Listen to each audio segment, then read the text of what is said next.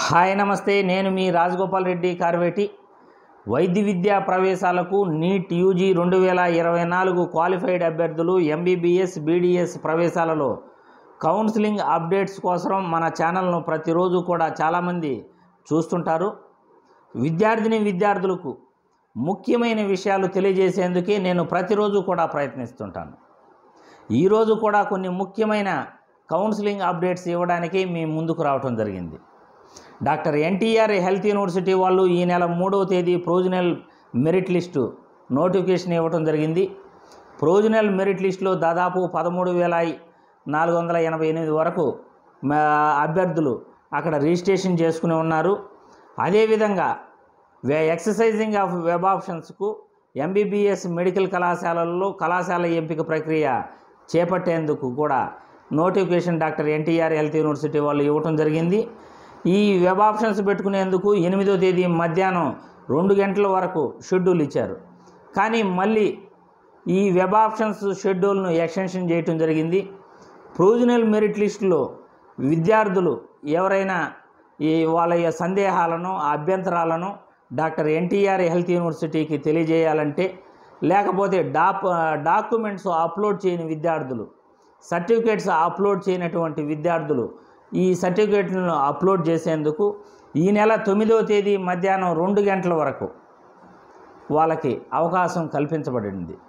ఎందుకంటే 6వ తేదీ వరకు ఈ యొక్క అభ్యంతరాలను తెలియజేసేందుకు మొదట షెడ్యూల్ ఇవ్వటం జరిగింది. కానీ అభ్యర్థుల నుండి కొన్ని రిక్వెస్ట్ నోటిఫికేషన్స్ వాళ్ళకి లెటర్లు అందుతున్నాయని, దాని ద్వారా మేము మళ్ళీ ఎక్స్టెన్షన్ చేస్తున్నాము. విద్యార్థుల యొక్క కోరిక మేరకు 9వ తేదీ మధ్యాహ్నం 2 గంటల వరకు విద్యార్థులు ప్రతి ఒక్కరూ కూడా అభ్యంతరాలను తెలియజేయచ్చు. అదేవిధంగా సర్టిఫికేట్లు అప్లోడ్ చేయాలంటే అప్లోడ్ చేసుకోవచ్చు. సర్టిఫికేట్ వెరిఫికేషన్ కూడా అప్పుడు వరకు 9వ తేదీ మధ్యాహ్నం 2 గంటల వరకు జరుగుతుందని వాళ్ళు నోటిఫికేషన్ ఇవ్వటం జరిగింది. అదేవిధంగా ఎక్సర్సైజింగ్ ఆఫ్ వెబ్ ఆప్షన్స్ కూడా 10వ తేదీ మధ్యాహ్నం 2 గంటల వరకు పెట్టుకోవచ్చని షెడ్యూల్ను ఎక్స్టెన్షన్ చేయటం జరిగింది. కాబట్టి ఈ విషయం ప్రతి ఒక్కరికి కూడా తెలుసు. కానీ చాలామందికి కూడా నేను ఈ వీడియో ద్వారా తెలియజేసేది ఏమిటంటే, మాకు ఏ కళాశాలలో సీట్ వస్తుంది, ఎందుకంటే కట్ ఆఫ్ ఎంత పెరుగుతుంది, మాకు ఇప్పుడు టైం దగ్గర పడే కొద్దికి కూడా చాలామంది భయపడుతుంటారు. వాళ్ళందరికీ కూడా నేను ఈ వీడియో ద్వారా తెలియజేసేది ఏమిటంటే, మీరు ఆ వీడియోలు చూసి ఈ వీడియోలు చూసి భయపడేదానికన్నా డాక్టర్ ఎన్టీఆర్ హెల్త్ యూనివర్సిటీ వెబ్సైట్లో మీరు ఇంటర్నెట్ సెంటర్కి వెళ్తారు, మీ కాలేజీకి వెళ్తారు, లేకపోతే ఇంకేదైనా తెలిసిన వాళ్ళ దగ్గరికి వెళ్తారు. Doctor NTR health university official website open చేయండి. అఫీషియల్ వెబ్సైట్ ఓపెన్ చేసిన తర్వాత సీట్ మ్యాట్రిక్స్ డౌన్లోడ్ చేసుకోండి. సీట్ మ్యాట్రిక్స్ డౌన్లోడ్ చేసుకున్న తర్వాత ఏయూలో విద్యార్థులు ఏయూలో ఎన్ని సీట్లు ఉన్నాయి, కళాశాల వైజు ఏ కేటగిరీలో ఎన్ని సీట్లు ఉన్నాయి మీరు తెలుసుకునే ప్రయత్నం చేయండి. ఎస్వియు విద్యార్థులు కూడా ఎస్వియు రీజన్లో ఎన్ని సీట్లు ఉన్నాయి, ఏ కేటగిరీ వైజు ఏ కళాశాలలో ఎన్ని సీట్లు ఉన్నాయి తెలుసుకునే ప్రయత్నం చేయండి.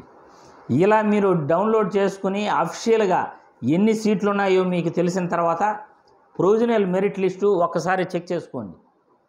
ప్రొవిజనల్ మెరిట్ లిస్టులో మీ మార్కుల కన్నా ముందు ఎంతమంది ఉన్నారు అర్థమైంది కదా. మీ మార్కుల కన్నా ముందు మీకన్నా ఎంతమంది ఉన్నారు ముందుగా చెక్ చేసుకోండి. ప్రతి కేటగిరీలో కూడా విద్యార్థులు మీ మార్కుల కన్నా ముందు ఎంతమంది ఉన్నారో మీరు చెక్ చేసుకుంటే, ఇక్కడ సీట్ మ్యాట్రిక్స్లో మీకు ఆల్రెడీ డౌన్లోడ్ చేసుకుని ప్రింట్ తీసుకుని పెట్టుకొని ఉంటారు. దీన్ని చెక్ చేసుకుని ఎన్ని సీట్లు ఉన్నాయి, మనకన్నా ముందు ఎంతమంది ఉన్నారో తెలిస్తే ఆటోమేటిక్గా మనకు సీట్ వస్తుందా రాదా అనేది మీకు అర్థమైపోతుంది. చాలామందికి కూడా ఈ వీడియో ద్వారా తెలియజేసేది ఏమిటంటే, ఆల్ ఇండియా కోటాలో ఆల్రెడీ ఫస్ట్ రౌండ్లో చాలామంది జాయిన్ అయ్యి ఉంటారు. 422 మందికి సీట్ అలాట్మెంట్ ఫస్ట్ రౌండ్లో ఇవ్వటం జరిగింది. దాంట్లో ఎంతమంది జాయిన్ అయ్యారు, లేకపోతే ఎంతమంది స్టేట్ కోటాలో జాయిన్ అవుతారు అనేది మనకి ఇంకా పూర్తి అప్డేట్స్ రావాల్సి ఉంది. కాబట్టి ప్రతి ఒక్క అభ్యర్థికి కూడా తెలియజేసేది ఏమిటంటే, ఉన్న సీట్ల కన్నా తక్కువ మార్కులకే ఇంకా కట్ ఆఫ్ అయితే తగ్గుతుంది. ఎందుకంటే అందరూ కూడా ఇక్కడ ఉన్న అభ్యర్థులందరూ కూడా మన రాష్ట్రంలో ఉన్న ఆ ప్రొవిజనల్ మెరిట్ లిస్టులో ఉన్న అభ్యర్థులందరూ కూడా స్టేట్ కోటాలోనే జాయిన్ గారు. ఆల్రెడీ ఆల్ ఇండియా కోటాలో కూడా జాయిన్ అయిన వాళ్ళు ఉంటారు కాబట్టి ఖచ్చితంగా కొద్దిగా 10 మార్కుల వరకు వేరియేషన్ అయితే ఖచ్చితంగా మీకు అక్కడ కంపారిజన్ మీరు చేసుకోవచ్చు. కాబట్టి ఫర్ ఎగ్జాంపుల్ 570 మార్కులు వచ్చిన విద్యార్థికి మన ముందు ఎంతమంది ఉన్నారు, ఇక్కడ ఎన్ని సీట్లు ఉన్నాయి. ఫర్ ఎగ్జాంపుల్ బీసీఏ కేటగిరీలో 570 మార్కులు వచ్చిన విద్యార్థికి ఒక 190 180 మంది మనకన్నా ముందు ఉంటే, ఆల్రెడీ ఉన్న సీట్లు 140 కదా, మనకు సీటు వస్తుందా రాదా, 30 మంది మనకన్నా ఎక్కువగా ఉన్నారే అని మీరు ఎవరు కంగారు పడాల్సిన పని లేదు. ఎందుకంటే కొంతమంది ఆల్ ఇండియా కోటాలో వెళ్ళి ఉండొచ్చు, కొంతమంది నచ్చిన కళాశాలల్లో సీట్ రాక వేరే ప్రయత్నాలు చేస్తుండొచ్చు, ఇవన్నీ కూడా ఉంటాయి. కొంతమంది కళాశాలలో జాయిన్ అయిన తర్వాత మళ్ళీ ఎగ్జిట్ అయిపోయే వాళ్ళు కూడా ఉంటారు. వీటన్నిటిపైన కట్ ఆఫ్ అనేది ఆధారపడి ఉంటుంది. మొదటి రౌండు, రెండో రౌండు, మూడో రౌండు వరకు కూడా ఈ అప్గ్రేడేషన్స్, కొన్ని సీట్లు మిగలటం, మళ్ళీ భర్తీ చేయటం ఇవన్నీ జరుగుతుంటాయి.